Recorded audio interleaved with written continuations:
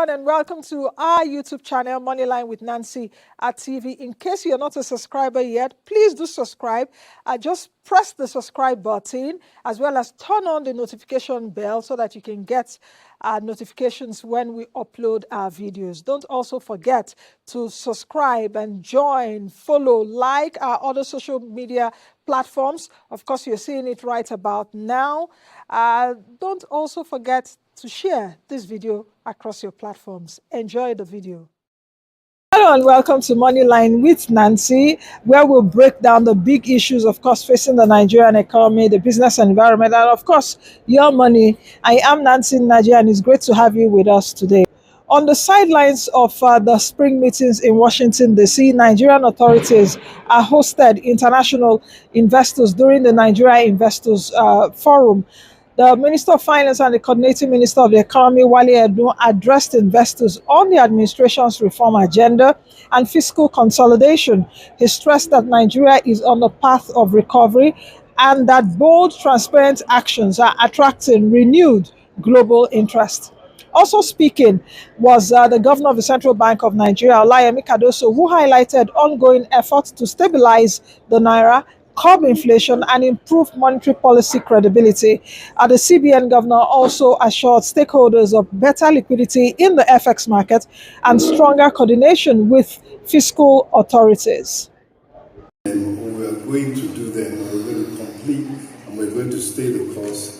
And I think this time around we can say we have actually completed reforms that make up subsidy removal that's valued at 5% of GDP. And as we hear from the monetary side, we have also put in place efficient market systems, price discovery, but not just in foreign exchange, but critically also we have market pricing of petroleum products. And that is a key pillar to not only removal of an inefficient subsidy, but also has helped to pave the way for a strong move back to industrialization of the Nigerian economy.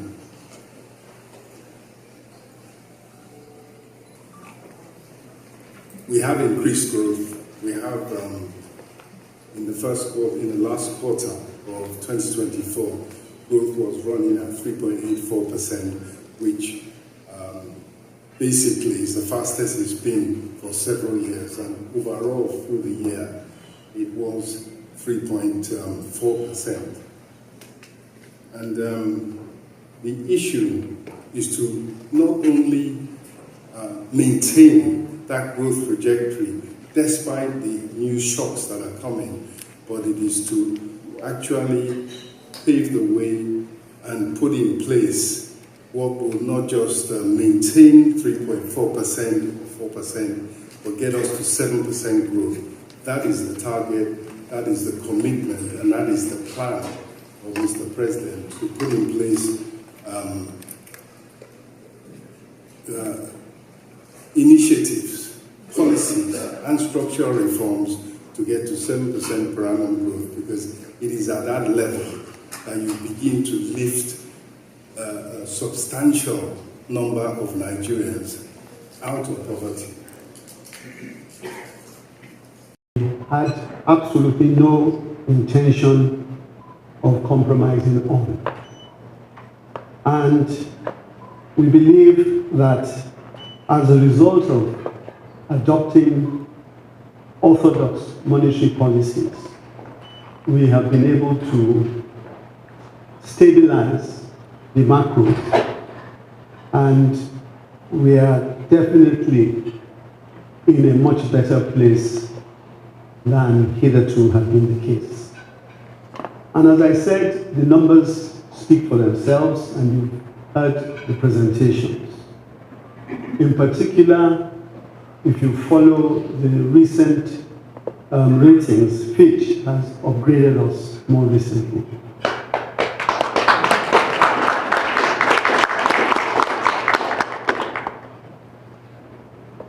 No doubt,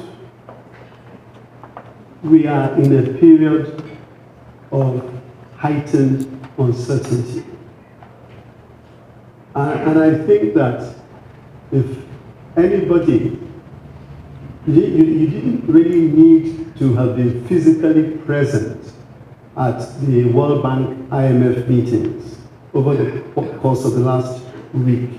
But if you just listened to what was going on and paid attention to what was being said, I'm sure everybody in this room has come away understanding that. It's a period of heightened uncertainty.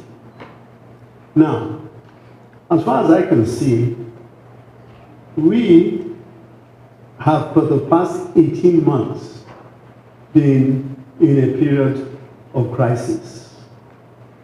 And our response to that period of crisis is basically to roll up our sleeves and ensure that we are able to build a stronger economy through the difficult things, and quite frankly, not only with respect to the numbers themselves, but also with respect to the resilience and the capacity of people and institutions. So we are on the road to beginning to ensure that our institutions are stronger and will be able to, through experience, through knowledge, be able to put themselves forward to tackle any of the shocks that quite naturally will come before us. Again, in terms of numbers speaking for themselves, I think we made reference, the Deputy Governor made reference to the fact that over the course of the past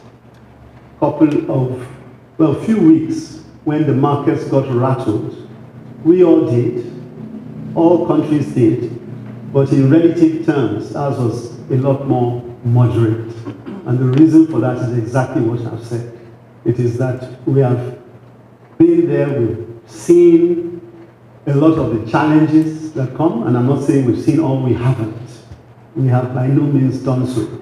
We continue to learn every day, and sometimes the learning actually comes from speaking to people like you, who work in different geographies and understand things in a different way. So it gives us a completely different perspective to what perhaps we would normally be holding on to. So that is something that we would definitely continue to work on. And then, of course, Let's take another short break. When we return, we'll bring you excerpts from the IMF's Managing Director, Kristalina Georgieva, as she outlines global economic priorities and what reforms Nigeria must undertake to build resilience.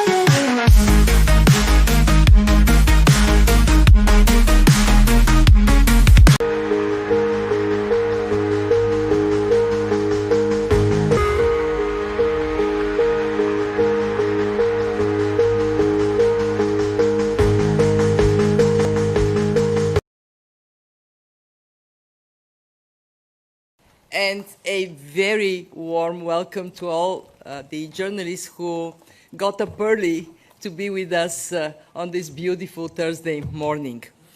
And also to those who are online, great to have you with us.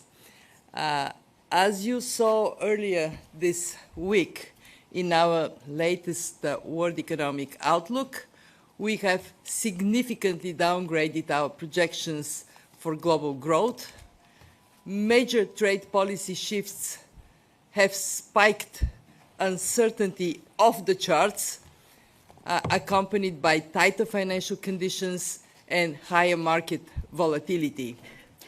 Simply put, the world economy is facing a new and major test, and it faces it with policy buffers depleted by the shocks of recent years.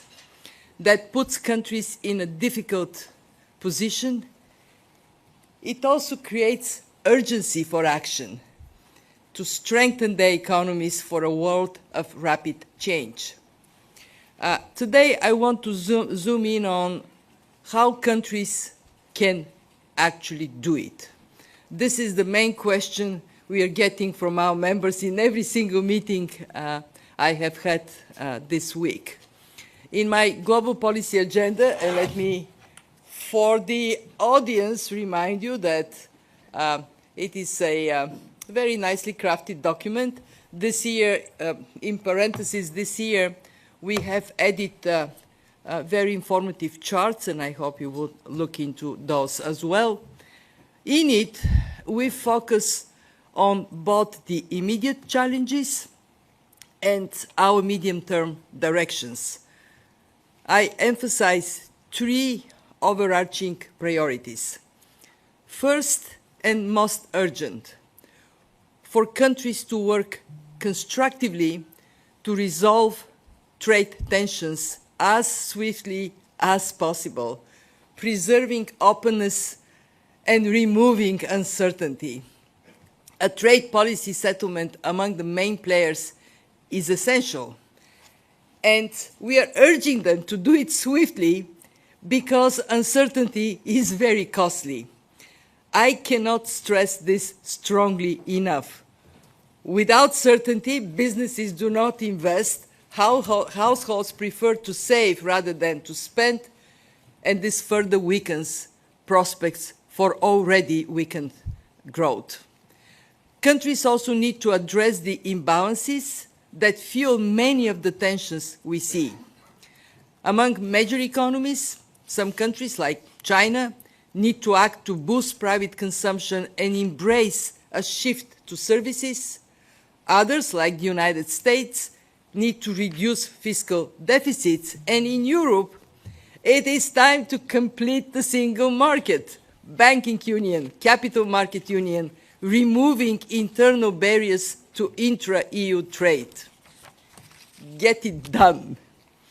All countries should seize this moment to lower their trade barriers, both tariff and non-tariff. Second overarching priority, countries must act to safeguard economic and financial stability. The best way to do that is to get their own house in order. On fiscal policy, most countries need to rebuild buffers and ensure debt sustainability, although some may see shocks that warrant temporary and targeted fiscal support. We urge countries to define credible adjustment paths, gradual in most cases, protecting key investments, maximizing spending efficiency, and making space for longer-term needs. Trade-offs would be tough for all, but they would be toughest for low-income countries, which face both tight financial conditions and global growth slowdown, and falling aid flows.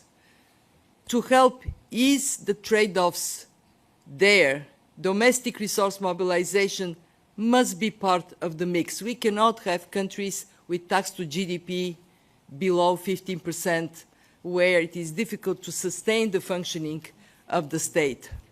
For central banks, the times when countries marched in lockstep is over. Different countries will face different conditions. Inflation pressures in some countries are easing.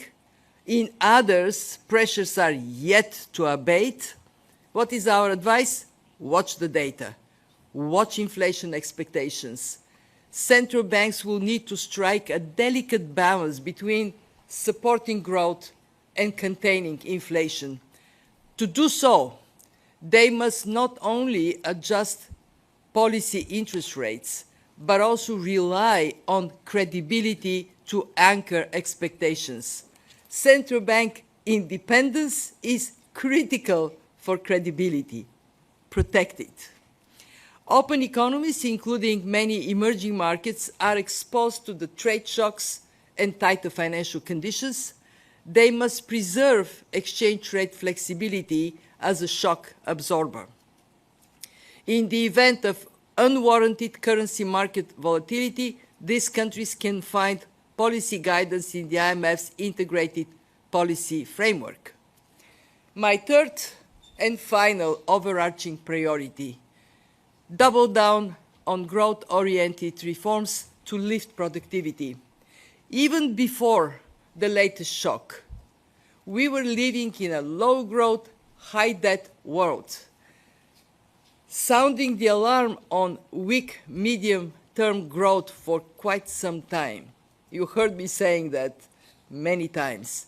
Now is the time for long-needed but often delayed the reforms that can create a good business environment, put entrepreneurship in the front seat, reform labor markets, create conditions for innovation, and in a world of rapid technological advancements, give countries a chance to catch the benefits of these advancements for their people. The IMF, of course, as always, we would be there for our members. We are focusing on what we do best, helping them secure economic and financial stability, resolve, or even better, prevent balance of payment problems, and put in place strong policies and institutions to underpin vibrant economies.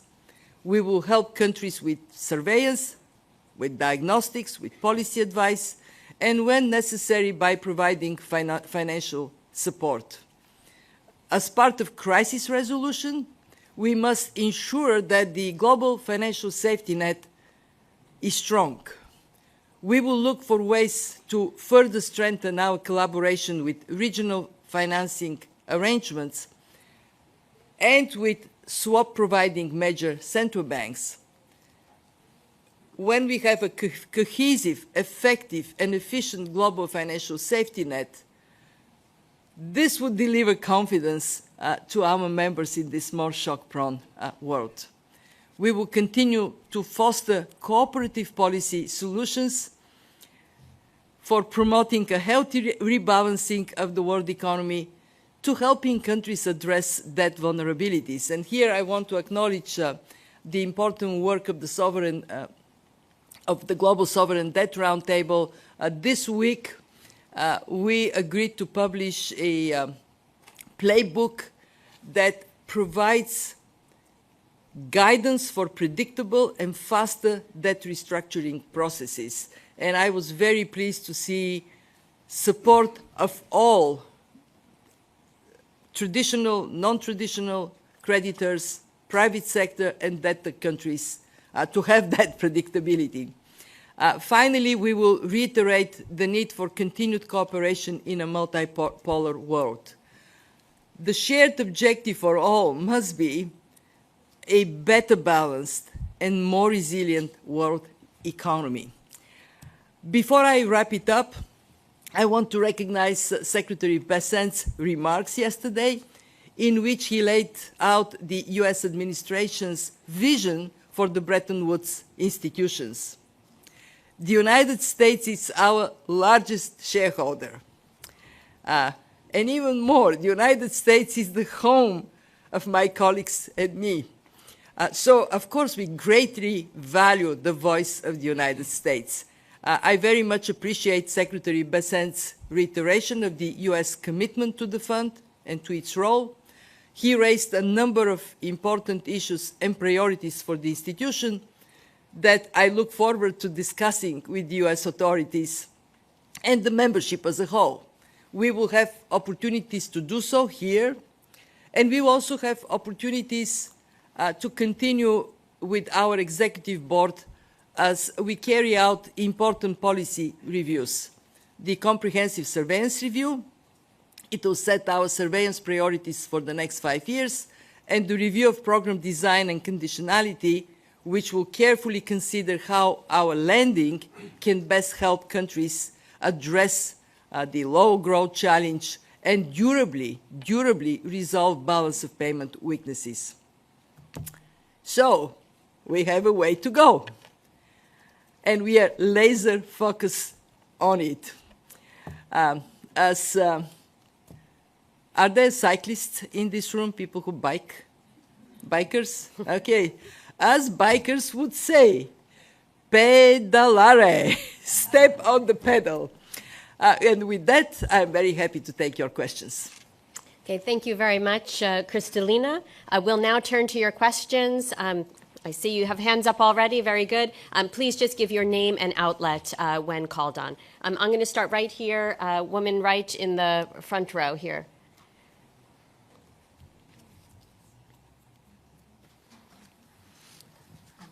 Claire Jones, Financial Times. Thanks very much for the opportunity to ask you, to put a question to you.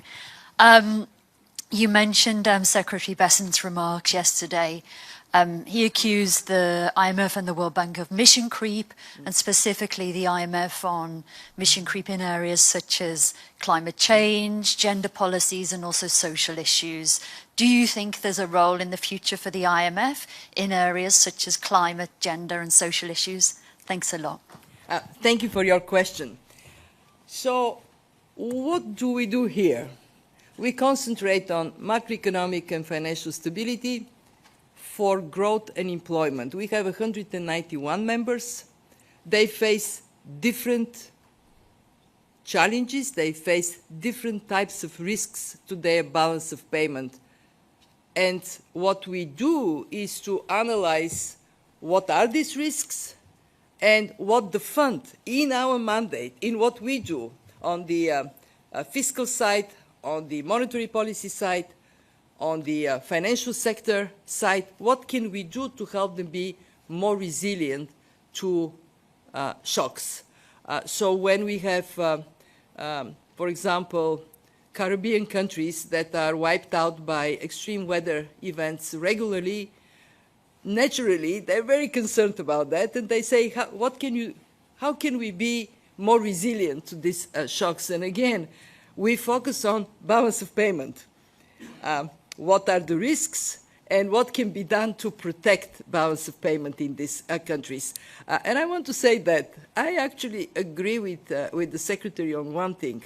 It's a very complicated world, a world of massive challenges of all kinds. We are a small institution. We are 4,000 people. Not very well known, but very fiscally disciplined institution. Our budget today, in real terms, is what it was 20 years ago. So yes, we have to focus. And that is exactly why we engage with the membership, so we can make best use of the staff of the fund. Okay, thank you. I really like to run a tight ship. So, yep. I can attest to that. Let's go here. A gentleman, third row, blue shirt.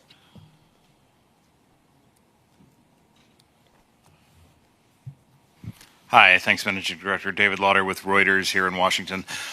Just to follow up on Claire's question, does Secretary Bessent's prescriptions here for the fund, will it cause you to sort of rethink some of the lending programs like the RSF and the RST? And then secondly, a lot of the economists in the private sector have a sort of more pessimistic view, especially when you look at sort of the prospects for a U.S. recession. You're not predicting that. Some of the ministers here that we've been interviewing feel the fund is being too conservative. Can you just sort of explain the differences between yourselves and the private sector? Thanks. Thank you very much. We have actually in the paper that I just flagged to you, we have a slide that shows fund lending. And you need a magnifying glass to see the share of the resilience and sustainability trust in this lending. It's really small. But as I was explaining in the answer to the previous question, for countries that are highly vulnerable to extreme weather events, having policy advice strictly on the macro side, there is a bit of confusion. People think that we have climate experts. We don't. You know, that's not our job. Our job is to say, okay, if you are Dominica and a hurricane can wipe out the equivalent of 200% of your GDP, what are reasonable policy to put in place? Or to be more specific, because we have a program with Barbados, if you are Barbados and natural disasters are highly damaging to your economy, what are the policy measures you can put in place? In the case of Barbados, we came up with creating an additional buffer for them that would actually prevent a balance of payment shock from derailing the economic development of the country. So, of course, we are a membership institution, David. What our members decide, this is what we do, and we periodically review all our instruments. At this point, we have the function of the fund on balance of payment support defined with a number of instruments being deployed. To your second question, so I'm going to do this as illustration, David. My glass, when you look at it, it is more than 60% full. Well, this is where we are. This is what it is. How can I call it empty? I can't. When we look at the data, what we see is that for the United States, recession risks have increased now to 37%, but we are not yet, we don't see either in the labor market or in indicators for the functioning of the economy such a dramatic block of economic activities that will drag growth in the United States all the way to below zero. So as you remember, I mean, this is something that people may not appreciate enough. Our earlier projections for a very vibrant US economy were for 2.7% growth for this year. We have downgraded the United States, actually, this is the largest of our downgrades, by 0.9% to 1.8% for this year. But we see enough that carries the United States forward. And of course, we recognize that there is work underway to resolve trade disputes and reduce uncertainty. I want to repeat my message. Uncertainty is really bad for business. So the sooner there is this cloud that is hanging over our heads is lifted, the better for prospects for growth. For the world economy, as you know, we are, you saw it in the wheel, we are also projecting an increase in recession risk from 17 to 30%. But again, there is, and by the way, there we talk about growth falling below 2%, not below zero. So there is a lot that is carrying the world economy. Actually, the real economy is functioning in a way that we are seeing no predominant risk. Is there risk? Yes, but it is in our, we used to say, downside scenario, and not in what is our, the scenario we anchor our projections. This being said, and I'm sorry I'm dwelling on that, but it's a very important question, and David, I get it from delegations when we talk about our projections a lot. This being said, countries they're not passive observers. They can act, and one thing that is amazing in these meetings is how much that sense of urgency to act is penetrating our membership. And I do hope that ministers would go back and say, okay, tough reform, I have postponed it, postpone no more. All right, very good. We're going to go to this side of the room. I'm going to go all the way to the end. There's a woman, third row at the very end in the brown suit. Thank you so much for taking my question. I'm Xiaozhou from CCTV and CGTN. So my question is, many emerging markets, particularly in Asia, are feeling the pinch of escalating trade tension and global uncertainties. So from the IMF's perspective, how have China and ASEAN countries have been affected so far? And is there any policy recommendations in the near term that are available from the IMF to navigate these countries through this? Thank you.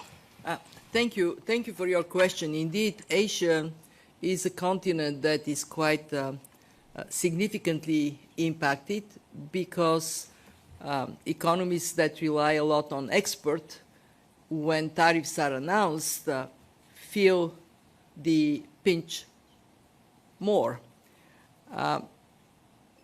When we look at China, we have downgraded growth projections for China from 4.6 to 4%. We would have downgraded it much more.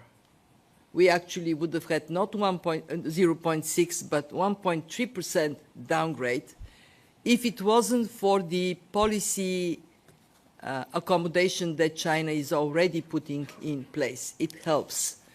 And that is the first piece of advice. If you have policy space, now is a good time to use it. With regard to China, we are emphasizing 4 points. First, rebalance your economy towards domestic consumption more. Second, to help with this, bring to an end the turmoil in the property sector. And of course, add social protection for people so they don't feel compelled to save rather than spend. Third, lift up services, a warm embrace of from healthcare to education to basically the service sector vis-a-vis the goods consumption. And the fourth is very important. Get the government to pull back from too much intervention in the economy. Let the private sector function to its full capacity. We are currently working on a paper, and that is in consultation, collaboration with the Chinese authorities, to document in details what are the ways in which the government may be supporting businesses, and by doing so, shifting the competitive position of these businesses. And this will be one of our contributions to China. I'm particularly concerned about ASEAN. Why? Because ASEAN, very open economies, they find themselves in a very tough spot with announced tariffs quite significant across the board in ASEAN countries. ASEAN has done really well to build resilience over the last years. Their growth has been quite sound. They have prudently brought inflation down. They have disciplined fiscal policy. It helps, and this is our number one advice to ASEAN.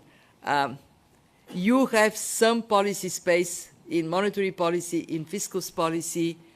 Carefully and prudently use it, of course being mindful that if you deplete it entirely and there is another shock, that would be a problem. We have been working with ASEAN on their external sector, especially Forex. We have the integrated policy framework. It allows good thinking around how to apply the exchange rate flexibility, how to look at this from the perspective of sudden exogenous shock.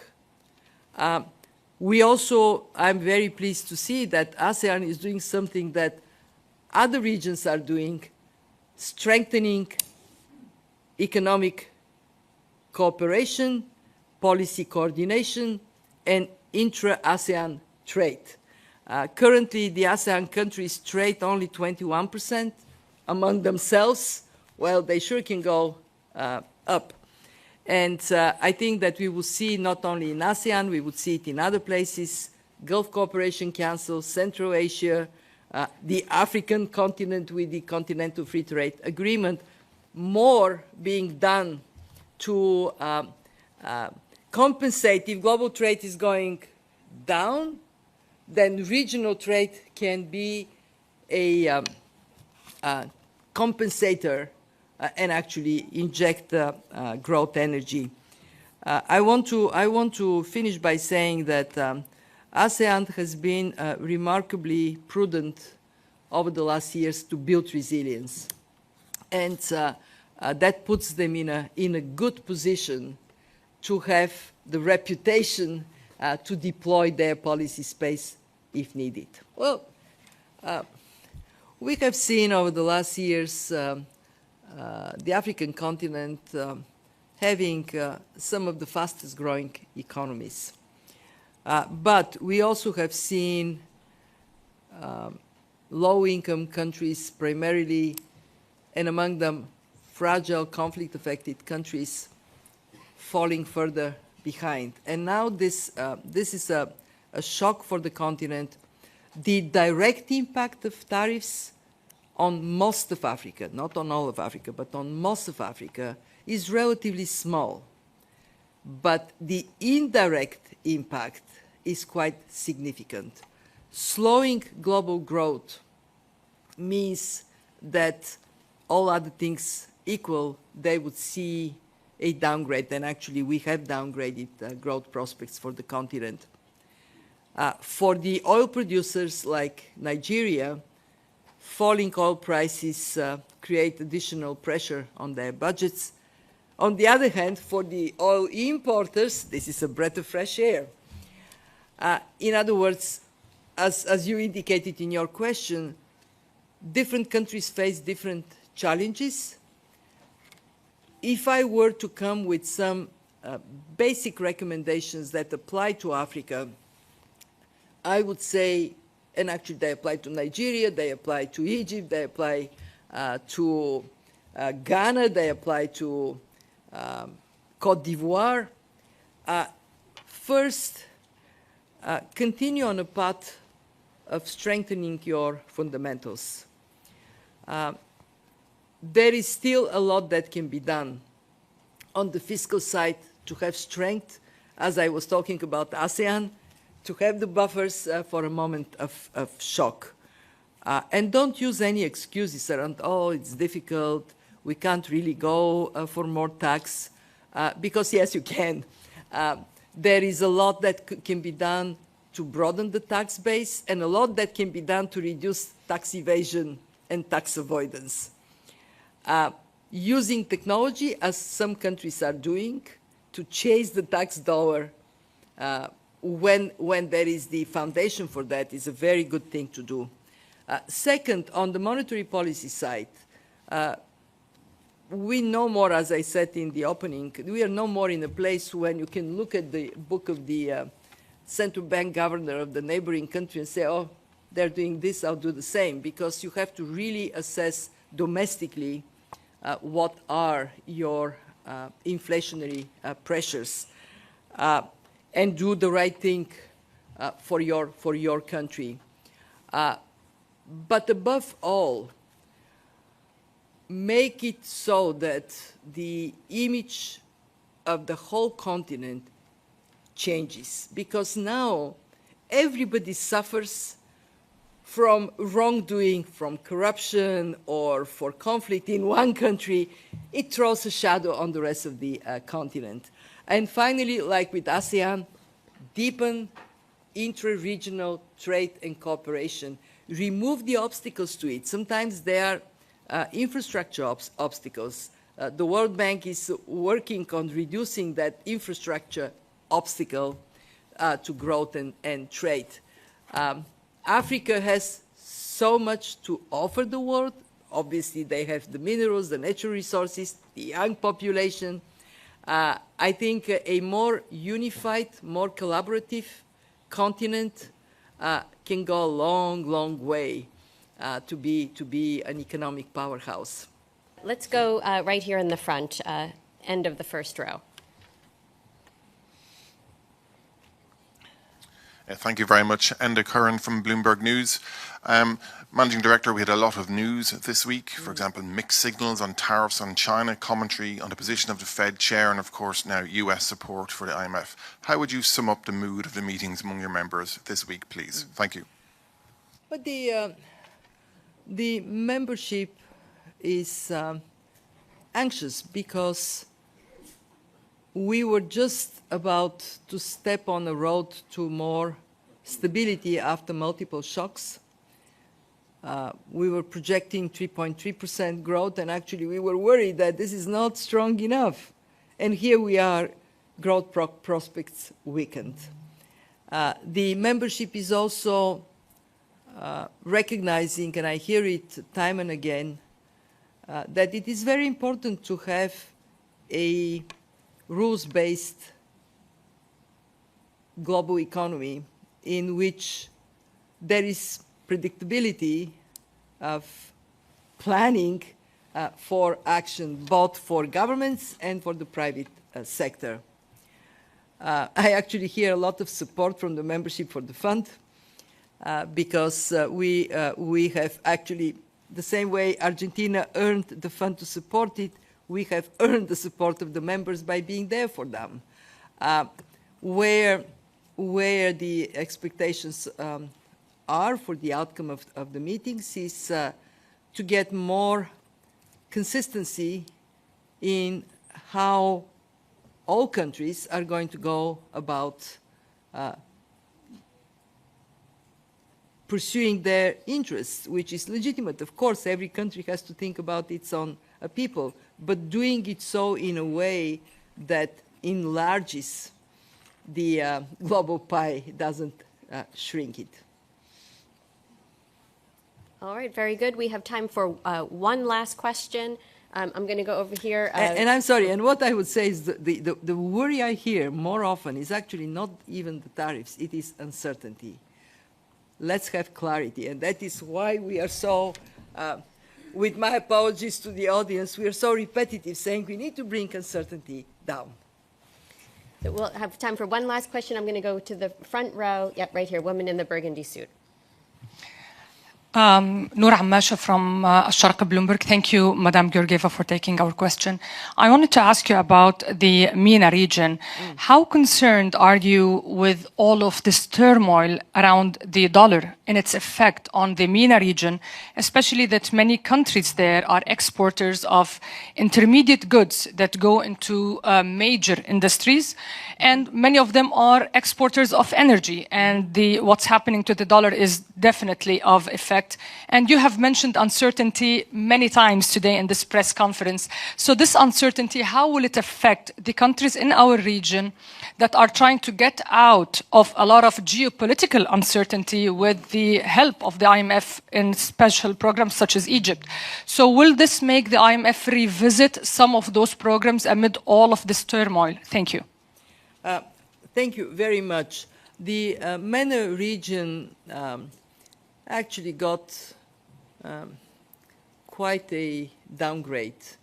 It is still doing better this year than last year, but we were projecting that growth would go to 4%, and now we downgraded it to 2.6. A little bit like Africa, most of the impact is indirect. While countries in the MENA region, of course, trade with the United States, but most of them don't have very high exposure. Where it bites is slowing down of the global economy, and MENA has many oil exporters, price of oil going down. The dollar has historically it goes up, it goes down. It is not a new thing. So if you are oil exporter and you get your revenues in dollars, when the dollar weakens, that creates a bit of a problem for your fiscal position.